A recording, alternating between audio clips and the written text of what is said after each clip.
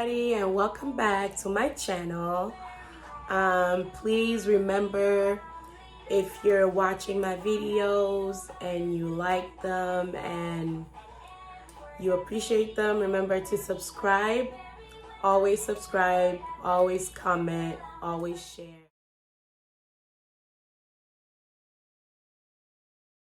Today, I'm doing a part 2 about life after marriage with my husband Marcus. I've had a few questions. I picked 10 of them that I thought were some good questions to ask. So let's get started. So the first question is, how did you two meet? How did we meet? Yep. It was a while back. So it was a high school thing, with like a brief encounter, or really not even a brief encounter. More so like we had mutual friends, and the mutual friends would tell me, "Oh, I have a friend who likes you." I'm like, "Oh, who?" And they're like, "Oh, you don't know them." I'm like, "Well, tell me." No.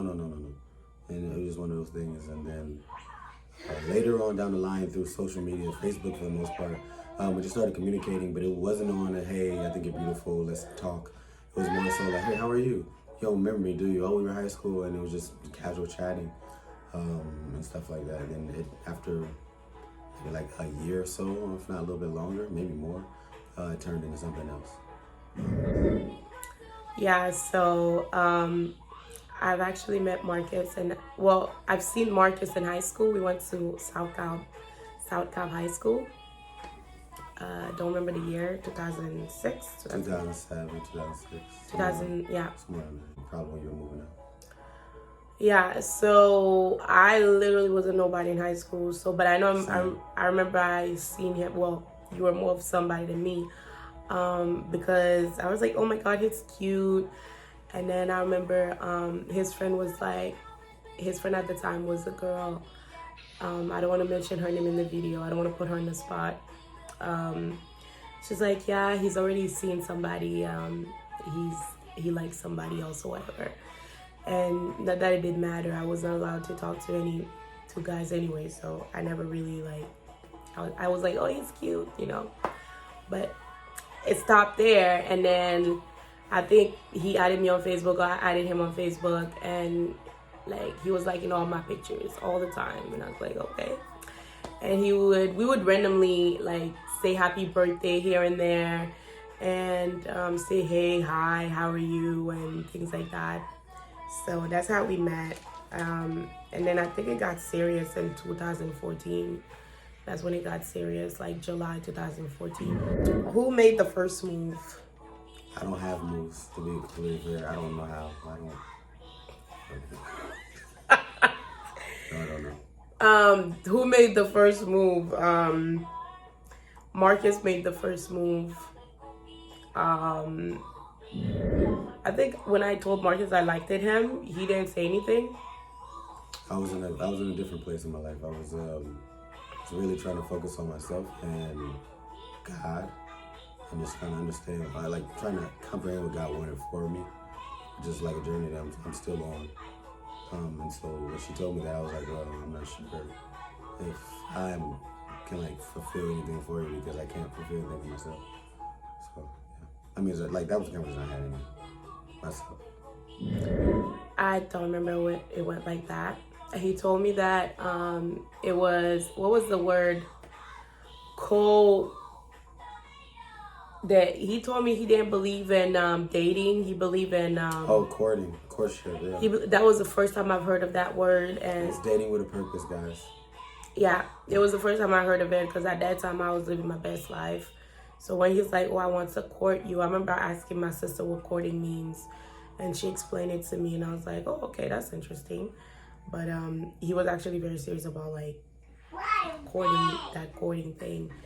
But after that, when I actually did find him, he actually did said that he had, it took him a while to actually admit that he had feelings for me.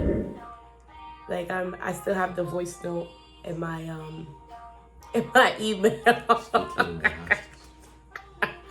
I still have it. It took him it was like I still have the whole thing. It was really funny. Okay, the next question. Is it true that the first years are harder living together? Who knows? Yes, they are. It is. 2015 we got married, and at that time we were just two young kids. I had just finished my second year of uni. Things got real quick. Like, your true colors start showing real quick. Especially, I used to live by myself before. I was living by myself for a while. So when I've lived with my mom and my sisters and brothers, as a whole unit, but I've never had roommates, or I've never been living with anybody. So when Marcus moved in, I think after like the first few months, I was like, when are you leaving? He's like, what do you mean? I'm not going anywhere. So yeah, the first, there was a lot of fights, a lot of arguments. It was hard. And it's still hard in a way, because we're still going, we're 4 years now, we're still going. But they say it's just like wine, marriage is like wine. The more with time it gets better. So is it true? What? The question. Yeah. It's hard. I've lived with people. I've had several roommates. Most of them not quite like Magda. As far as just temperament is concerned, certain people handle things differently. They like things differently, and for the most part, I've never really had an issue with most people that I lived with, because I'm pretty quiet and I kind of keep my head down. I do my own thing, go to my room, and that's really all you see in me. I typically don't leave a large mess. But you don't live a large mess. I typically don't. It's not my thing. But it's different because she's not my roommate. She's my wife, right? And she likes things the way she likes them, and I like to not be bothered. So it kind of just it doesn't work sometimes. Sometimes it's just hard. So make sure you and your significant other talk this out before you guys jump into an apartment together and like that. This is what I like, this is what I don't like, this is what I will tolerate, this is what I won't tolerate. If you like to wash dishes this type of way, guess what? Then you're gonna wash all the dishes. However that works for you guys. Yeah, honestly, because I remember, I didn't even know I had so many pet peeves about my stuff being moved, or the bathroom, the toothbrush a certain way. It was, they still could see your hand. I know, I'm trying to rush you along. Who's the loudest? She be on the phone talking to her father. They be having deep conversations, screaming. I don't know if it's a Haitian thing, but they just scream. They scream when they talk. I promise you.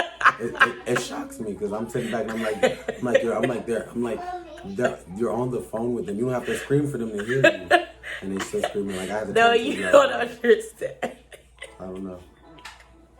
You don't understand because, in the state, with the Metro PCS, when you used to talk to people couldn't hear you. So, but naturally, I'm loud. And I remember one time we were, my mom and all of us were having a conversation.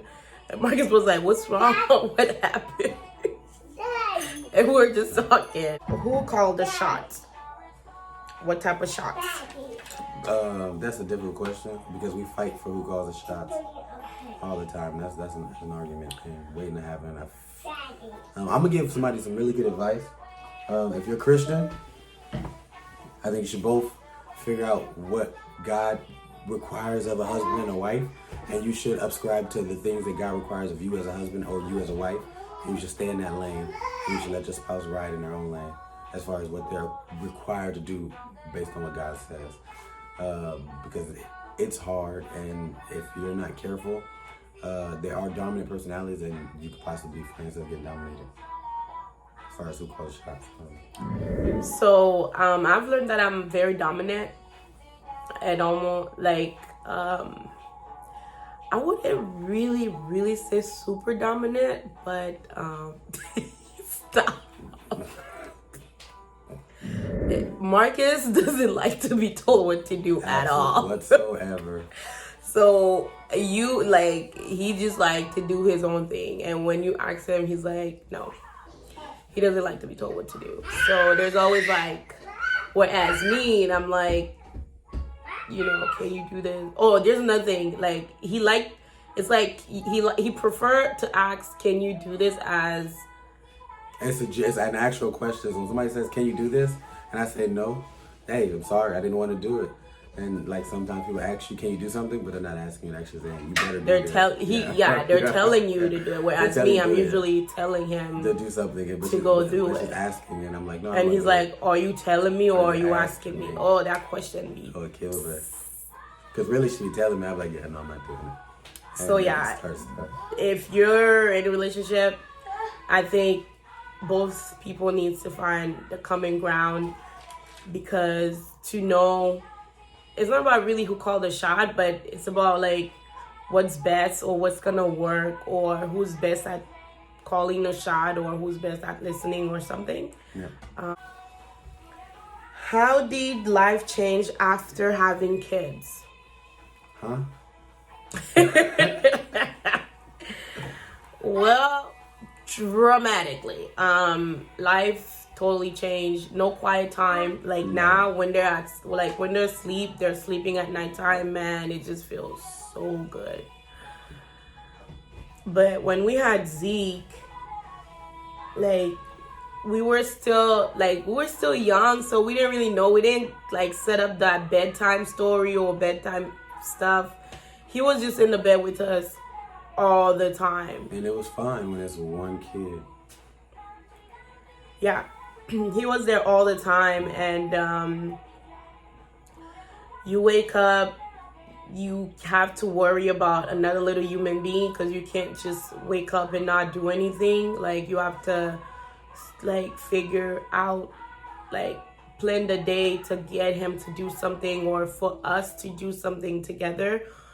Zeke will get irritated sometime, where like usually when he was smaller at nighttime, I had to take him out just like a little puppy, like out in the cold. He was like, mommy, like he wants to go out, because it's cold, we'll just stay home. Yeah. And he would want to go out, so I had to like bundle him up and take him to the sidewalk, like. But life did change a lot. Absolutely. Your time isn't your own anymore. It's a sad reality. A lot of people don't talk about it. I think enough when people have kids is your time isn't your own anymore. And you can try to carve out some time for yourself, but typically when you do, it is viewed as selfish, because it's not, the time really isn't there, right? And then when you have two kids, that time evaporates. It's gone. Like, it's just not there anymore whatsoever. And typically, if you do take time for yourself, you're kind of burdening your other part, your significant other. Just go take care of kids mode. That's it. That's it. That's how life changes. After kids, no sleep. That's life. That's how we see it. And no sleep. None. Yeah, it's as long as there's balance. Like I said, you have to create a schedule. If you have kids, all of you have to be on a schedule and try to follow that schedule. But life with just between you and your husband, it won't be the same anymore, because now you are, like Marcus saying, you're sharing that time, you're sharing that space, and and everything. But other than that, it's a beautiful thing. These little amazing little creatures teach you a lot about yourself. So yeah. Did you always want kids? Did you always want to have kids, I guess? Absolutely. I've always wanted kids. I've always wanted an opportunity to be a father, because I had to grow up without one. Although I had great examples, and both of my grandparents, both of my grandfathers at that, and even some of my uncles, I wanted that opportunity to be able to be something to someone that I never truly had for myself. So I've always wanted kids. Yeah, none of the kids were planned, really. It just happened. Oh yeah, it happened. Zeke just came. After that, Kyrie felt like he had to be here too after 14 months. Kyrie was the shockest for all of us. For I think everybody. Marcus the most. He was shocked for a whole like week. He didn't say anything. It was the most awkward thing ever. I'm like, somebody tells you, and I didn't get told the way that I thought I should have been told. I told you I was pregnant. I was like, what? You're like, no, you're not. I'm like, yeah, I am. Nah. You're like, no, you're not. Did you all attend marriage counseling before marriage? No. Before? I was an advocate for it. I really wanted it to happen, but no, we did not. No, yeah, but we should have. Me and my husband attended marriage counseling after we got married, and they put a lot of things into perspective. But I wish we did it sooner. Would you recommend it before or after? Before and after. Yeah. And why don't you make it a continuing thing where you guys constantly get to go and talk to somebody else and have somebody help mediate some of the things, some issues that you guys are having. It would be a beautiful thing. It will stop you from tearing each other's throat out. Yeah, totally. Like,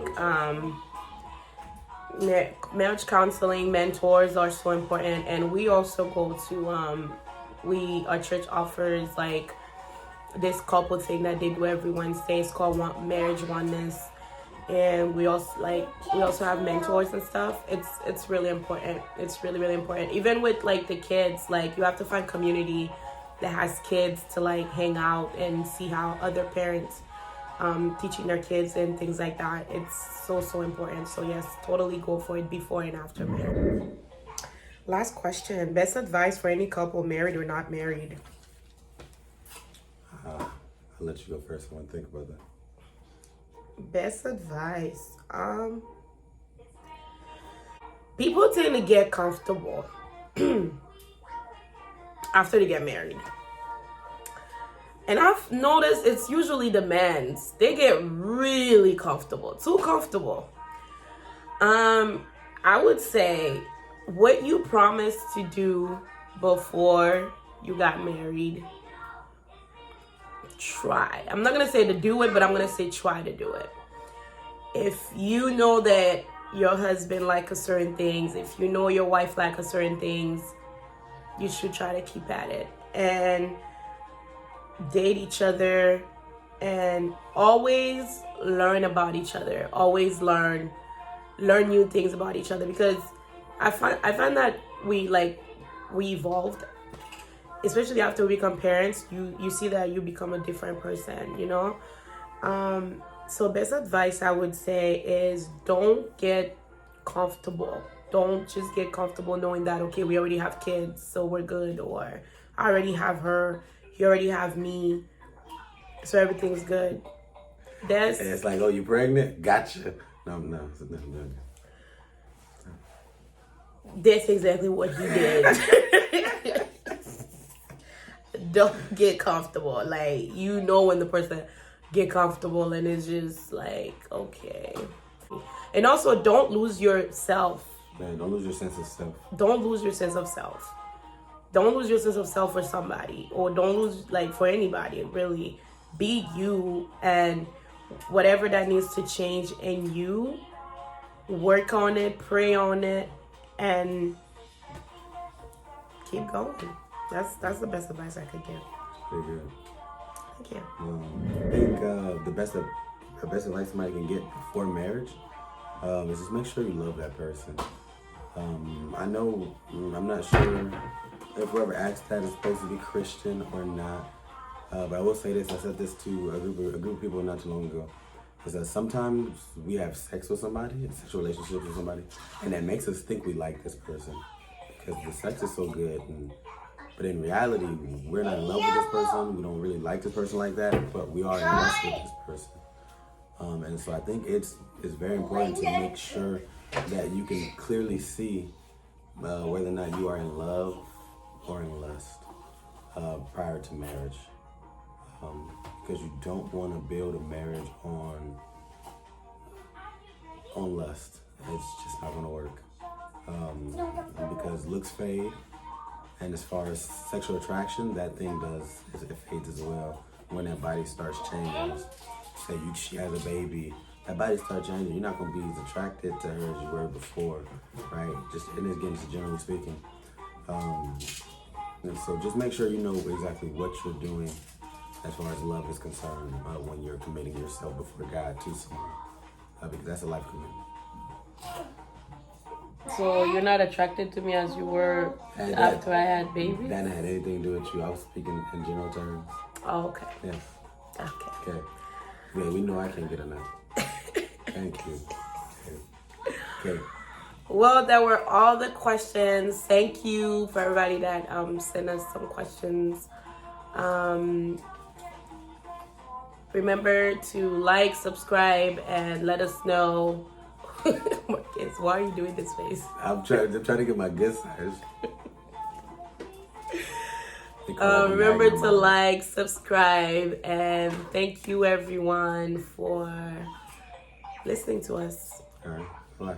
Bye.